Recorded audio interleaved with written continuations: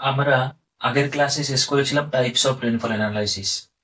And আমি এটাও বলেছিলাম এর প্রত্যেকটা টাইপসের সাব টাইপস গুলো নিয়ে আলোচনা করব।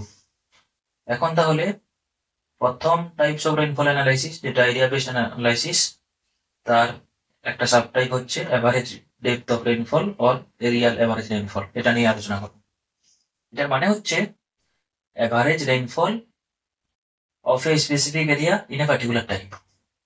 মানে একটা জায়গায় অ্যাভারেজ গড় রেনফল কত ইন এ পার্টিকুলার টাইম।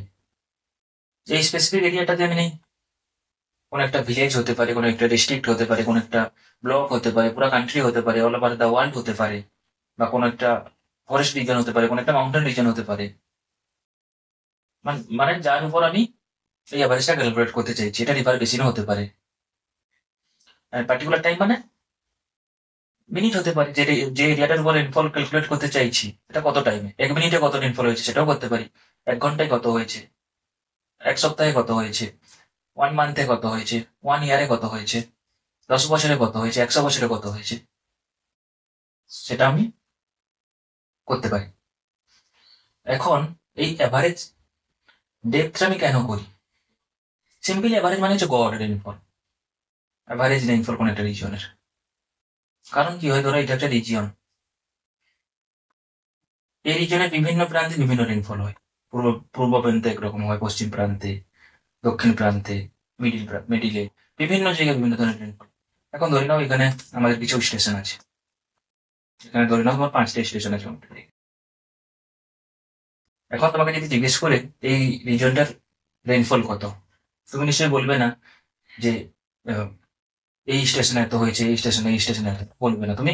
আমরা কি করি, একটা ভ্যালু দিয়ে এই রিজনটার রেনফলের কন্ডিশন বোঝানোর চেষ্টা করি।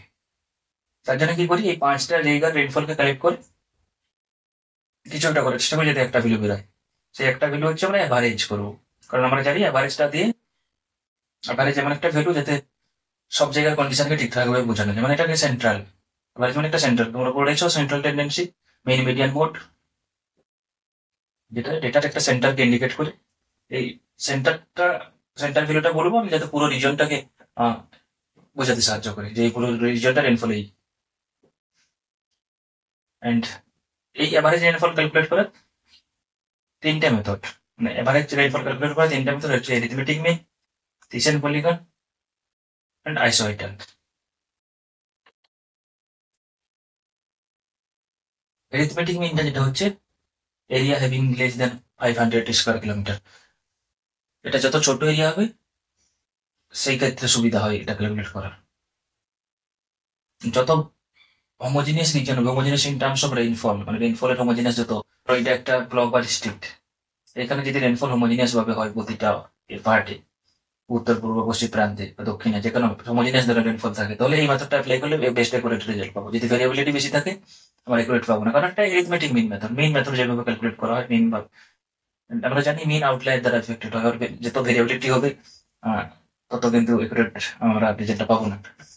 তাই জেনারেলি রিজন যত ছোট হবে ভেরিয়েবিলিটি হওয়ার চান্সটা কম থাকে। তার জন্য আমরা রিজনটা 500 স্কোয়ার কিলোমিটার ক্ষেত্রে এটা বেশি অ্যাপ্লিকেবল। তাহলে এটা হচ্ছে সব থেকে সিম্পলেস্ট মেথড। অ্যান্ড এটা জেনারেলি ক্যালকুলেট করা হয় কিভাবে, arithmetic average of recorded rainfall. And এটা হচ্ছে তার ফর্মুলা, PAV मतलब एवरेज डेप्थ ऑफ रेनफॉल, और just simply average rainfall of a region, P1 P2 P3 plus PN, মানে যতগুলো স্টেশন থাকবে তত নম্বর পর্যন্ত যাবে, ডিভাইডেড বাই n মানে নাম্বার অফ স্টেশন। এই P1 P2 মানে হচ্ছে, P1 মানে হচ্ছে রেইনফল অফ স্টেশন 1, P2 মানে রেইনফল অফ রেনগজ স্টেশন 2, P3 মানে রেইনফল অফ রেনগজ স্টেশন 3, এইভাবে চলতে থাকবে। সিম্পলি ভাবে এই ফর্মুলাটা আমরা এইভাবে লিখতে পারি, n summation p divided by n, n মানে হচ্ছে নাম্বার অফ স্টেশন, আর এখানে যেটা দেওয়া হচ্ছে i সমান 1, মানে সামেশনটা স্টার্ট হবে প্রথম নাম্বার অফ স্টেশন থেকে, মানে কোনো স্টেশন বাদ দেওয়া যাবে না। কোনো একটা জায়গায় যদি 10টা স্টেশন থাকে তাহলে 1 নম্বর স্টেশন টু 10 নম্বর স্টেশনে যত সবগুলো যোগ হবে। এটা হচ্ছে তার ক্যালকুলেশন। ধরে নাও এটা একটা রিজিয়ন, এটা একটা ইমাজিনারি রিজন। তুমি যদি তোমার ব্লকের উপর ক্যালকুলেট করতে চাও, তাহলে তোমার ব্লকের উপর যতগুলো রেনগজ স্টেশন আছে সবগুলো থেকে ডেটা আনবে। বা তুমি যদি তোমার কান্ট্রির উপর করতে চাও, বা তুমি তোমার ভিলেজের উপর করতে চাও, তাহলে তোমার ভিলেজে যতগুলো রেনগজ স্টেশন আছে, তাহলে সবগুলোকে এভাবে সবগুলো স্টেশন থেকে ডেটা এনে এভাবে বসাতে হবে। এখানে 5টা স্টেশন আছে, 5টা ABCD E, তুমি যেই নামকরণ দিতে পারো, 1 2 3 4 5 দিতে পারো। এখন এর সাপেক্ষে এটা হচ্ছে এই স্টেশনের রেনফল হচ্ছে এটা। এখানে রেনফলকে পি দ্বারা ইন্ডিকেট করা হয়েছে, আর এটা হচ্ছে মানে মিলিমিটার, যেটা ইউনিট অফ রেনফল। এখানে টাইমটা দেওয়া নেই, মানে যে 12.6 মিলিমিটার রেনফল হয়েছে কত সময় এটা দেওয়া নেই, এটা 1 ঘন্টায় হতে পারে। তুমি যদি ক্যালকুলেট করতে চাও মানে একদিনে কত রেনফল হয়েছে, তাহলে কি হবে, এখানে একদিনের রেনফলটা বসে, বি স্টেশনের একদিনের রেনফলটা বসে। তুমি যদি মান্থলি এভারেজ ক্যালকুলেট করতে চাও, তাহলে কি হবে, এ স্টেশনে মান্থলি রেনফলটা বসবে, বি স্টেশনে মান্থলি রেনফল বসবে, এইভাবে এই স্টেশন পর্যন্ত বসাতে হবে। তাহলে আমি এটা ধরে নিই, এটা হচ্ছে একদিনের রেনফল। তাহলে ক্যালকুলেশনটা হবে এইভাবে, সিম্পলি 5 টাকা যোগ করে 5 দিয়ে ভাগ। এখানে তোমার যদি 10টা স্টেশন থাকতো, তাহলে 10 টাকা যোগ করে 10 দিয়ে ভাগ। রেজাল্ট হচ্ছে 14.56 মিলিমিটার। তাহলে average depth of rainfall 14.56 millimetre in a day. এটা যদি মান্থলি হতো তাহলে ইন এ মান্থ। এখন এই মেথডের ডিসঅ্যাডভান্টেজটা কি, যেটা বলেছিলাম আগে, বড় রিজন হলে ভেরিয়েবিলিটি হওয়ার চান্স থাকে, তাই করতে পারি না। আর ছোট রিজনের প্রবলেম হতে পারে, কারণ আমরা জানি আমাদের এটা হচ্ছে যেহেতু অ্যারিথমেটিক মিন মানে আউটলায়ার দ্বারা এফেক্টেড। তাহলে আমি একটা এক্সাম্পল দিই, বুঝতে পারবে দিলে। ধরো আমাদের এই 5টা স্টেশনই আছে, তার রেনফল গুলো হচ্ছে এ স্টেশনে 2, বি স্টেশনে 3, সি স্টেশনে 2, ডি স্টেশনে 4, আর ই স্টেশনে 19। তাহলে এটা যদি আমি সামেশন করি,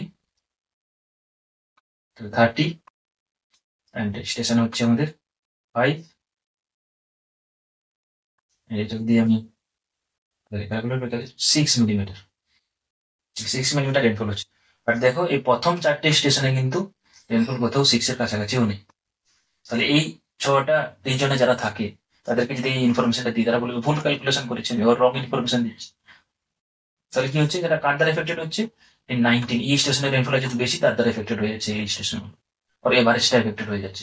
এভাবে কম যদি কোনো একটা রিজনের বা কোনো একটা স্টেশনে যদি রেনফল প্রচন্ড কম থাকে, তাহলে সেটাও কিন্তু বাকি